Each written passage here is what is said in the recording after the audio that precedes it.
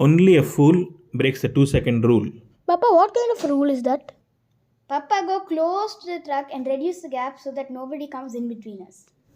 No, beta, not keeping an adequate gap can be very, very dangerous on the road. Papa, that biker's gonna fall. Oh, yes. I hope they're okay. Papa, this biker is dashing into the bike in front of him. Oh, yes, I saw that. Anyway, they're all fine. Hello, dear friends. Welcome back to Drive Safe after a very long gap. This is the first video of a series that I'm planning on how much gap to maintain while we are driving. This was in Bangalore. Maintain distance to avoid accidents. Bhutan, many such signboards on the road. Many vehicles on our roads also have it written at the back, keep distance or keep safe distance.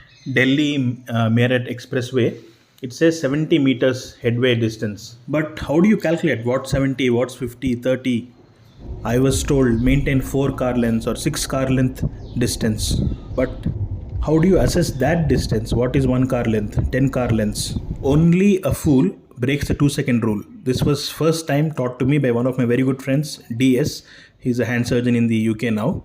To make a non-movable reference point on the road, here let's say the ambulance is the reference point, and then when the vehicle in front of you crosses that reference point, you have to start saying, Only a fool breaks the 2-second rule. if you can't finish that sentence, that means you may be driving too close. The gap may not be adequate. Let's make the first lamppost as a reference point. A black car is coming. Only a fool breaks the 2-second rule. Okay, beta, your turn. Only a fool breaks the 2-second rule. This means the gap between those two white cars was adequate. In the UK, I was taught that if I can leave at least 2 lampposts gap from the vehicle in front, that means most likely my distance is reasonably adequate because those lampposts are built at certain specified distances. It may be like that in many countries, I'm not really sure. But here, if both these cars were in the same lane, this gap is grossly inadequate. The yellow top taxi is on the overtaking lane, so it is alright. I will not feel bad or upset if you say, hey, drive safe, what nonsense are you talking? I mean, in our country, who gives any gap at all? Forget 2 seconds, who gives a gap at all? We'll discuss that in due course, but for now, let's look at what all can we use as reference points when we are driving on the road. So we can use a speed breaker, the white markings on the road, the shadow of the barricade itself, and as you keep driving, you'll notice, see, there are those railway tracks, so you can use that also as a reference point. This is how typically our roads are. Everybody is trying to cut off everybody else, but anyway, even here, if you look around, you can find a lot of potential reference points. The beginning or the ending of the zebra crossings, the lampposts, we can use trees, the shadows that the trees cast on the road, a parked vehicle by the roadside, bikers who have stopped to have a mid-road very important conference, you can use them also as a reference point. Any structure like a foot overbridge or its shadow or a concrete pole. Barricades, for us on our roads, barricades come up without any warning at all, so those barricades also you can use as a reference point. Only a fool breaks the 2-second rule. My gap seems alright here. Potholes, lots of them on our roads. Watch here, only a fool breaks the 2-second rule. I'm alright here. Wherever in India that you're driving, just look around. See, here there's a milestone, there are traffic cones, there's a tree, one more board there, here as well, a big milestone. Now, any non-moving, immobile thing, either living or non-living can be used as a reference point.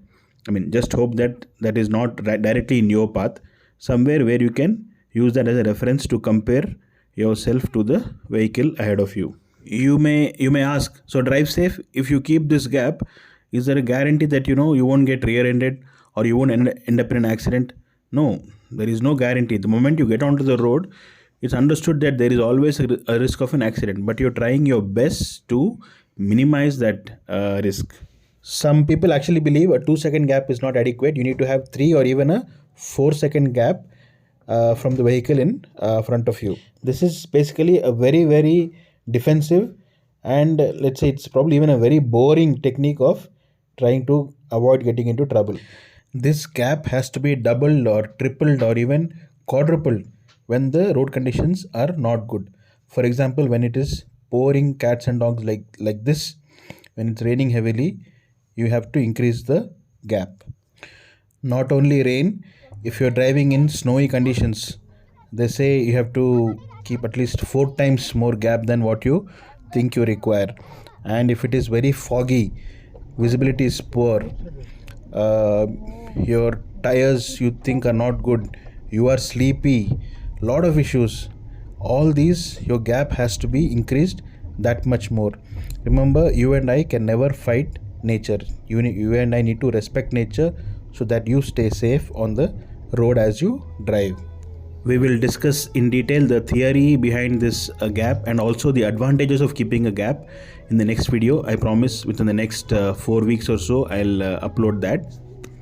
One of the biggest advantages is when you want to keep a gap from the vehicle ahead of you, your speed automatically slows down, meaning you don't drive as to how fast you want to go. Your speed depends on the other guy's speed. It's a very defensive technique, but then it reduces your chances of being involved in a collision. But how practical is it on our roads? Very, very difficult. Trust me, I've tried this. It's very, very difficult. See, this guy just cut me off. Your patience will be severely tested.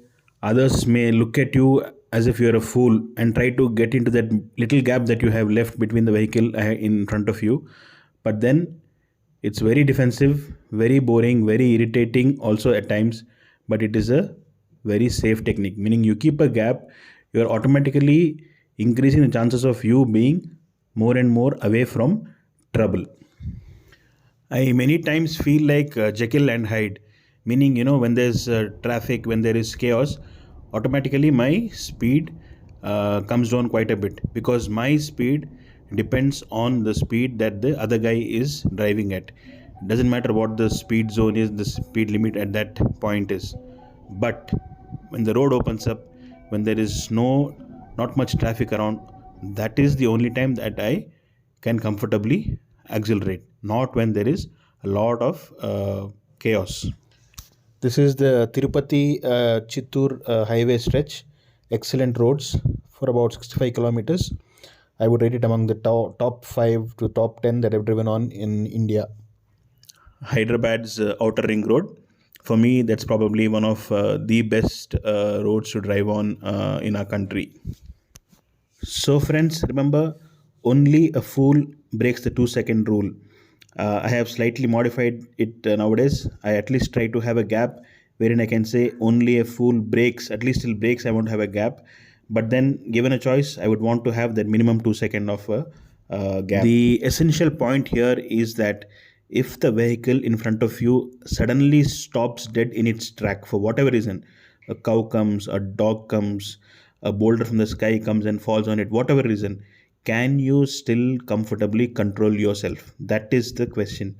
And for that, maintaining a gap is very, very, very important.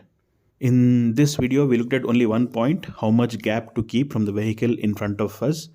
I'm planning, like I said, at least 2 or even 3 more videos on other aspects of gap as well. Friends, if you like this video, please do like, share, and subscribe to the channel as well.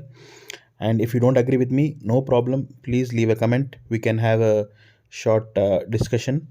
If you feel this video is all useless, when whatever I've discussed is not possible, not practical on our roads, no problem. Still, please leave a comment. Like I said, we can have a chat. Space and speed on the road are very, very important. And when you want to maintain a specific amount of space between yourself and the vehicle ahead, automatically your speed will come down, and that will in turn make you that much more safer, you and your vehicle and all the occupants in your vehicle. Friends, I'll end this video here. Remember, only a fool breaks the 2 second rule, and this has to be increased when it is raining, when it is foggy, when you're driving in snow, and other factors like we discussed. Until we meet again in our next video, let's all drive safe and be safe. Goodbye, friends.